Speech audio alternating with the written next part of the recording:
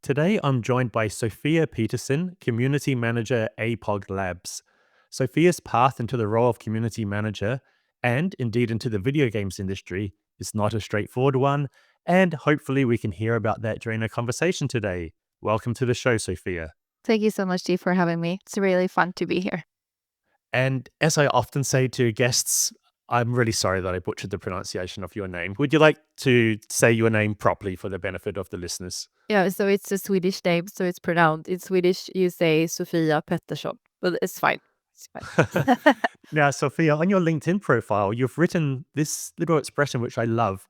The phrase community created by day, artist by night describes me best. Tell me about that. I feel a bit cocky when you say it out loud because obviously I work as a community manager at the gaming studio where I work at. But on my free time, I've always loved to do a lot of creative stuff. So I paint and draw and knit and sew clothes and everything. So that's kind of like the artist's thing of it. But I feel like compared to my colleagues who work as 2D or 3D artists, I'm not an artist. I'm just a hobby, just for a hobby. I think that's actually the nicest way of doing art. My hobby is playing the piano, and I would never do it in public or anything. It's 100% for me. I'm not a great musician, but this thing of having a creative thing I do for myself, I think it's a really, really good thing. So I Yeah. like your hobbies. Yeah, so do I. I feel like it's a big part of my identity at this point. I've always loved to create in general, and it's just so exciting to find, kind of new ways to create stuff and explore yourself or your own identity. Yeah. And does that affect or somehow creep into your day job, the way it affects your work in the day?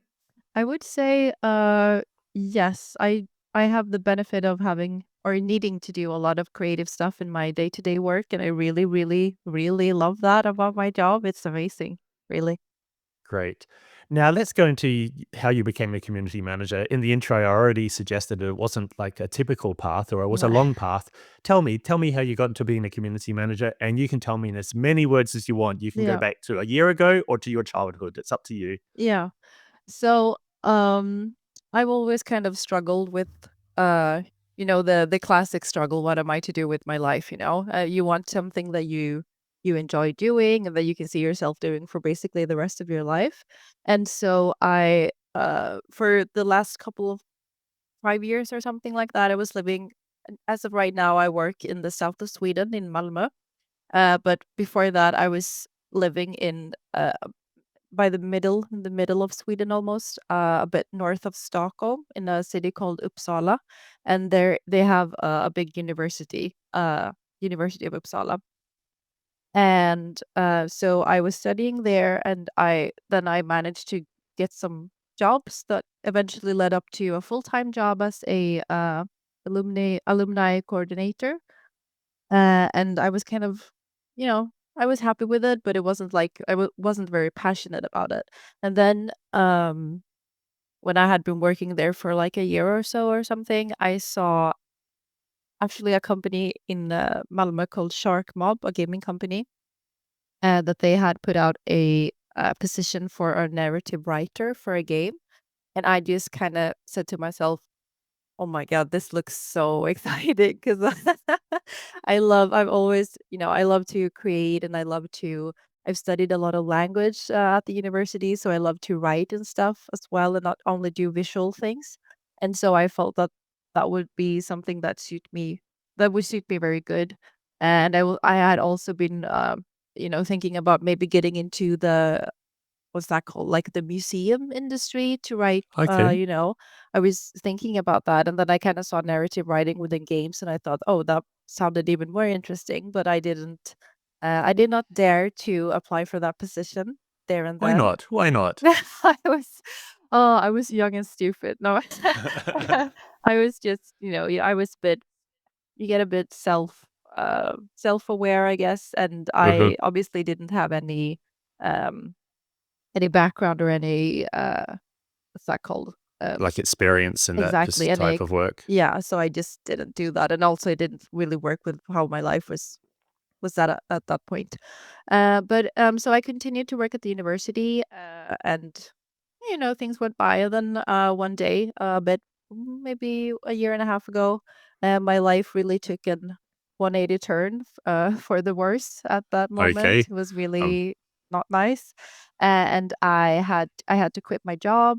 I had to move back to my parents' place because I didn't have anywhere to live. And my parents live in the south of Sweden, so I had to move across Sweden over like you know, the course of 2 weeks. So I wasn't really prepared for that. And then, yeah, yeah, it was hard. Yeah. I'm And sorry then to I hear can, that. yeah, but it ended up something good eventually. So I was kind of, starting again at square one, I felt like. And then so I needed to look for jobs here in the south of Sweden because I decided that I'm going to stay down here now. I'm not going to move back. And so I applied for some different jobs, and I still had the kind of thought about the gaming industry at the back of my head. And so I applied for a couple of different jobs, both within the games industry and some others. And then I eventually found this position after looking for a couple of months, and I kind of felt that this position really, fit me both with in terms of my interests, but also my skill set from being an alumni coordinator at the university. It kind of overlaps a bit. It's kind of in the same ballpark ish. And they decided to take a chance on me, and I got the job. And so Wow. that's kind of like my story into my journey into to the position I have right now. It's really unique. Often with Yeah. people working in the games industry, it's something they've wanted to do since they were 12 years old or Yeah. something. I think it's really nice to get people from different spheres and experiences in. Um, you said in the university role where you managed the alumni, uh, it was quite similar. So I guess the alumni were like the players. Is that Exactly. Yeah. maybe the parallel? Yeah. Okay, and then you have to listen to them and get their input and so on. Oh, Yeah. this is great. And what game are you working on now at APOG? So APOG they have Labs. I'm working with a game called Atmosphere. It's still a working title. Yeah, the title is set, but the game is still in work. Bleh. And so yeah, it's not been released yet, but they have released another game before called Airport CEO. But I'm not working with that one at the moment. It's only Atmosphere that I'm working. I noticed that on the LinkedIn profile for APOG Labs, they've started posting about Atmosphere. And when I Yes. say they, I assume that's actually you as the Me. community manager. Yeah. Yeah. It's that really strange thing where you have to write your own posts in the first person and really Yeah. like casual, but then you also have to write the company ones. And Yeah. yeah, I have the same thing with my own company. I write Yeah. some of the social Kinda posts for the company. Yeah, I felt like it kinda takes you a while to kind of get into which language you're supposed to use and which tone, and kind of like finding the right voice both for the company. And yeah, it's a trial and error process, I would say. So what platforms are you using to do work with community management in APOG Labs? Like which social media and other platforms? Yeah, so we were obviously we use LinkedIn for more just from the company itself, but for promoting, so I work a lot with promoting obviously and marketing at the moment because we don't really have a game yet. Mhm.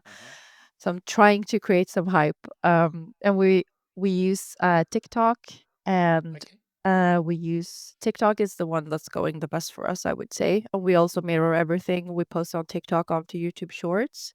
Mhm. Then we have our own website for Atmosphere, where I put the dev blogs, and then I also post the dev blogs on Steam, of course. Um, we're also using Blue Sky, Okay. I'm on Blue and Sky. It seems to yeah. be relatively low traffic. Like I struggle to get traction there. What's been your experience with Blue Sky? So we have some people who's working with more like only marketing as well, and they're the ones who handle Blue Sky. So I don't personally handle Blue Sky myself, but I would say it seems like a kind of like a slow burn, maybe. I can Mhm. see that it's like, I mean, it's nothing compared to the responses we get on TikTok, where you can go viral overnight, and well, you have 1,000 views, the thousands of views, and everything. But I would say that it's slowly like going up, but the numbers are not comparable to TikTok, for example. But it's exciting to see what's going to happen with Blue Sky. And then we have our we have like Apog Labs has their own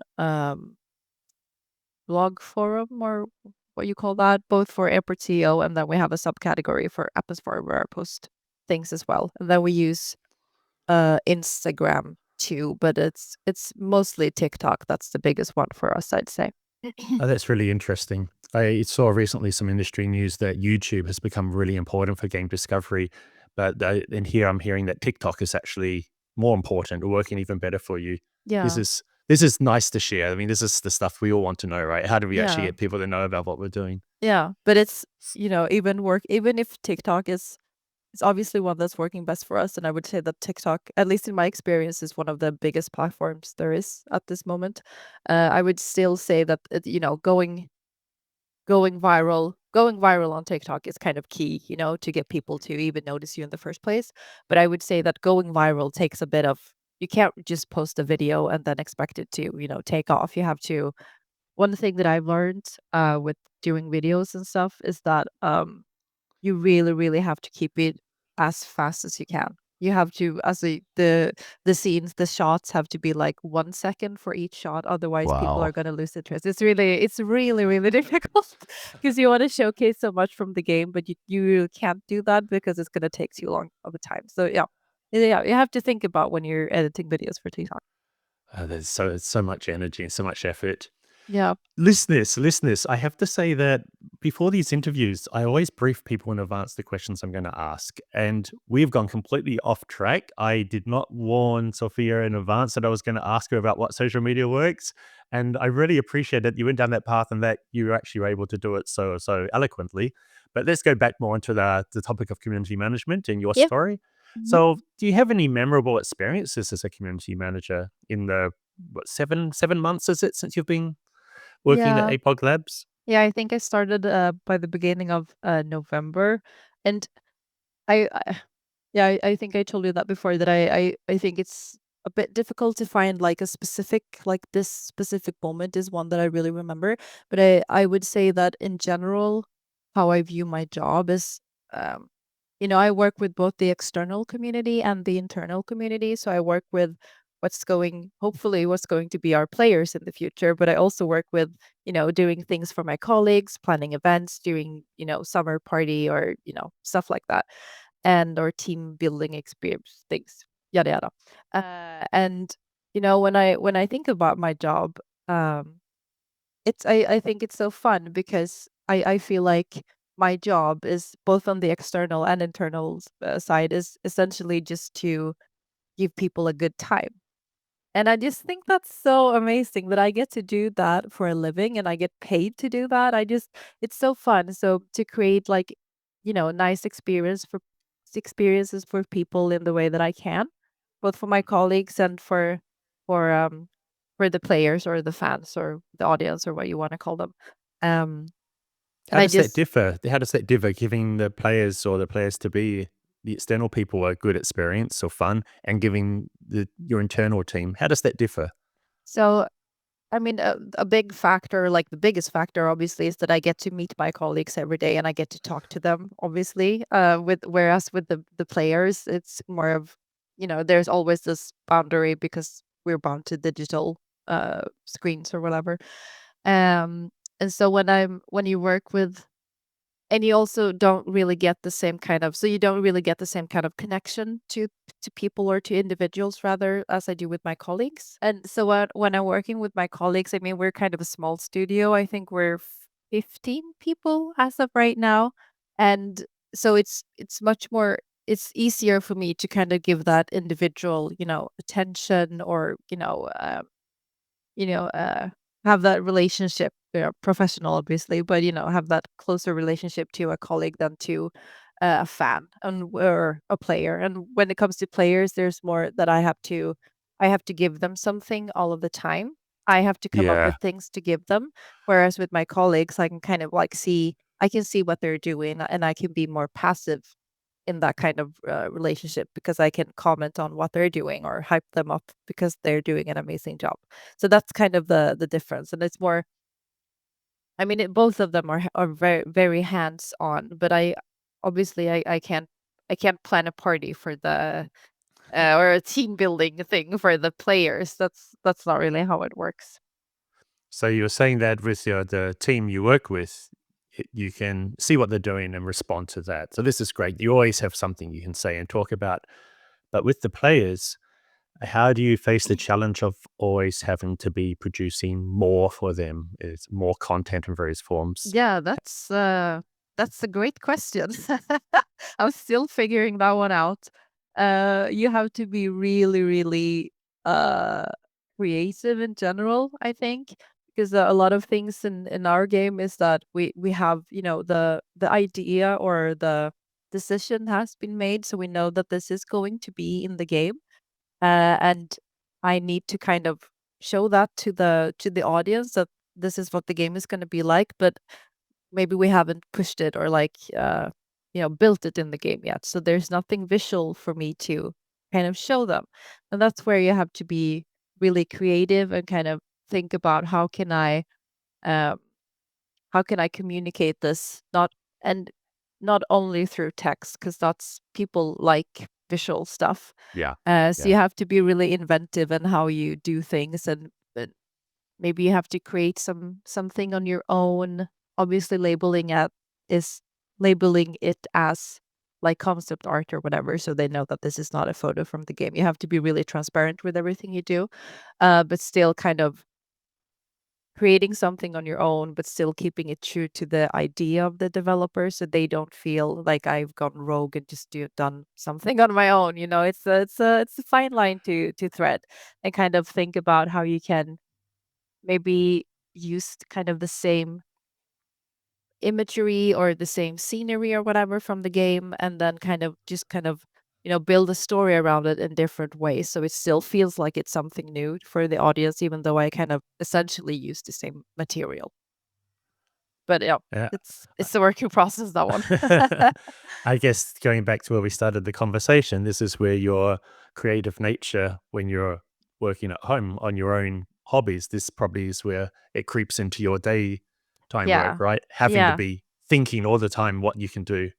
Yes, yes, for sure. And then also obviously not only coming up with how you can do that, but also actually doing it. I mean, I have colleagues that help me, of course, but I mean, it's also up to me to kind of, take the pictures for the dev blog and record content for TikTok and then edit that content for TikTok and everything. So it's I also have to think about what can I do? What am I capable of doing in terms of my own ideas here? So yeah, it's a balance, and it's a lot of um my bosses has had that kind of mindset ever since I started, and I think it's a really good one. At least for us as a studio, the way we work is that we do a lot of trial and error, especially when it comes to marketing and community. And so we try to keep a really open mind, and like if you have an idea, try it out, see if it works. If it doesn't work, okay, it's not the end of the world that it doesn't work. Just try something else.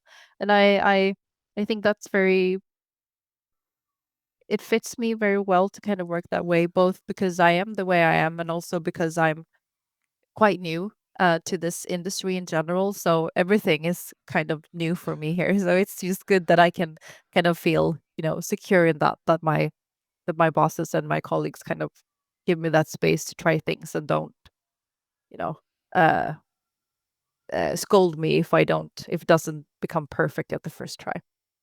It's really nice to have permission to try and fail and try again and Yeah. and maybe on the third or the fifth or the 10th time succeed. Yeah. I am my own boss, and I have to remind myself to give myself permission to fail in a Yeah. in a similar way, and not beat myself up if something doesn't work. Yeah. So if you're doing stuff on TikTok, I guess you have some skills when it comes to video editing. I think this is a common theme in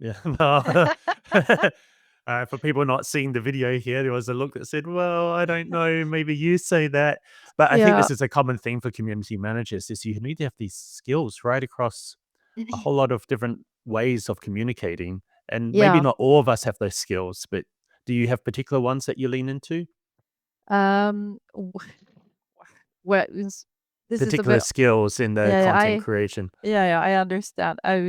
This is a bit awkward for me as a Swede because it's very in Swedish culture, you're not, like, allowed to say anything good about yourself, you know? So it's kind of, they're putting me on the spot here. Um, Pretend you're American for the next 1 minute. yeah. Uh, no, but I would okay, in general, I would say that I don't know like anything when it comes to video recording or video editing. I have never done that before ever in my life. So that's something that I'm still learning a lot about still. In general, I would say that I don't have any I don't have any formal education on uh marketing or you know, taking pictures or, creative things like that. I don't have any formal education, but I think it kind of served me very well that I've always had those interests in creating different types of things. And I've designed some posters on my own and I do a lot of paintings and stuff like that. So I would say that I have an eye for it, I suppose you could say. That I can't I can't really put words on it. I can't say why this picture looks good and why this one doesn't, but I can tell the difference. So I just kind of do it and yeah. I wish I had that ability. Yeah. I want to go back to what you said about the Swedish culture in which you're not allowed to talk to positive about yourself. I'm from New Zealand and we have exactly the same culture. We call it the tall poppy syndrome. The idea is in a field of poppies, if one grows higher than all the rest, it just gets cut down. Yeah. Yeah. And I struggle with this a lot myself that I'm not allowed to say that I'm good at something if I feel I am. And I left New Zealand a long time ago, but that's still so strong Yeah. inside myself. Yeah. I didn't realize that Sweden and New Zealand had this similarity. No, I had no idea either, but that's the case. Yeah. So it's really but and that's one thing that I like about my job, not in terms of for myself, but I mean, obviously, most of my colleagues are Swedish as well. We have some that live in Denmark, but most of them are Swedish. So I mean, they have, and I've come to understand that this is a general thing in the games industry as well. I think that people really struggle in general to kind of be proud of their work. And I really understand that, especially as an artist, that most of them are in some kind of way, that you're never really, content or really happy with something. You could always do more on your picture or on your project or Yeah. whatever. And this is something that I see with my colleagues. And that's why I really like my position or the things that I get to do. It's so fun to kind of, you know, take everything that we get from social media, all the comments and all the likes and everything, and just kind of push it onto my colleagues and like, there you go. I said that you were awesome from the first thought. Look at it. Everyone Uh-huh. is agreeing with me. And it's That's yeah. fantastic. Yeah. So I really like that I can do that for my colleagues and I feel like they maybe have it I mean they struggle with you know accepting it, like truly accepting it for themselves. But I think uh, it makes it a bit easier for them to accept it when it's not only me who says it, but it's all everyone else that sees our things as well, our stuff. Hearing you just talk about this, I find it ironic that the Swedish video games industry is a mega success story. Like most countries, the video games industry body looks to Sweden and say, "How can we be like Sweden?" And yet there's this sense of like, it's not as good as I want it to be. That's really really insightful to hear. Hey, Yeah, let's move back. Oh, sorry. and I just wanted to add that that's one thing that I've thought about that I think it's speaking about how I am such a good person, I'm so talented, la la, is that I think honestly that it's kind of good that I don't have a background within the games industry for when it comes to hyping my colleagues and everything because I mean that's obviously a big part of my job to kind of hype them up as well, and I feel like I don't I mean, I've started to learn how games are being created and how you work with them and everything, but I'm still learning and I don't know much about it. And I think it's kind of good because in my perspective, I don't know anything about it. So for me, what my colleagues are doing, they're creating magic. It's magic. It's amazing. Yeah, I'm so yeah. amazed by my colleagues. And I think that's a good I don't think I would maybe have that kind of same perspective if I had like a big background, a long background from the games industry, because I would, you kind of get blind to it a bit. So I think that's helpful. So hire people outside of the games industry as well. You're right, it is magic. It is. I have a background as a coder, but I still find it magic the what the Yeah, games industry creates. yeah, for sure. It's yeah, it's I can talk about that for ages, but I'm not gonna I'm not gonna do it today. Well, let's move on to our next topic. What or where do you learn how to do your job as a community manager better? Yeah, that's also a good question. So when I started, my my closest boss, he gave me some suggestions for YouTube videos. It was recorded talks from the from GDC, especially about community. And so I listened to those, and then I kind of found other videos as well. And I mean, nowadays it's kind of hard to find the time to sit down to watch a YouTube video for an hour in your day-to-day work. But when it comes to creating special videos or something, sometimes I've found some people on YouTube that I think have good advice and like very hands-on advice that describe things in the way I can understand it. And then Is uh, this YouTube videos giving advice specifically for making game related content or just yes, general? Okay. game related content. Unfortunately, I can't remember the name of the channel right now. Otherwise, I would say it. But then also in general, I'm very open towards my colleagues. Most of my colleagues have a lot more experience within the games industry than I do, so usually they can give me good advice as well. And then we have a very strong as a studio. I would say that we have a very strong network here in Malmö, the city that we're in, and so I then there's usually a lot of events going on from time to time, quite often. Sometimes it's just a evening where you get to mingle. Sometimes it's something more like a discussion or a seminar or whatever. And I But try this to go, is not just your studio, but across the games industry in Malmö. yes, Okay. exactly. And so I try to find uh, um, relevant things that I can attend, and I usually try to yeah, take the time to actually attend them. And then I'm attending a mentorship program. Oh, fantastic. Yeah, that's really, really good for I think it's for women within games. And so I have a mentor who's kind of I don't think I don't know if like she's her position is community manager, but we work with very similar things. So she obviously has a lot of more experience than me. So I meet her once a month and have a coffee and talk just in Oh, general about my job. And it's such a good thing to have. It's really, really amazing. I agree 100%. I think it's the best thing anybody can do in their industry, in their work careers, to Yeah. have a mentor, someone who's just been there already and Yeah. can listen and guide. Yeah. Yeah. Fantastic. Yeah. Uh, It's really good. so do you remember what GDC videos you watched? Were there lots? Was there one or two in particular? I don't remember them like by their specific name. I just know that I found a lot of uh there were a lot of talks about community management in general. And I think you can just if you I guess I did that as well. If you just kind of go to YouTube and then kind of just search for community management games industry or something like that, I think you could find something good and then kind of like just look at the recommended videos and stuff. Um, but yeah, I think it's a good thing to kind of just keep your uh how do you say that? You just keep an eye out all the time. That's what I do, and it's something I feel like you have to do as a community manager anyways when you're working with social media, both for marketing atmosphere, but also for my own sake to just kind of if you see something that sounds or seems interesting, you take a closer look at it and maybe this is something I can use or something I can learn from or yada yada yada.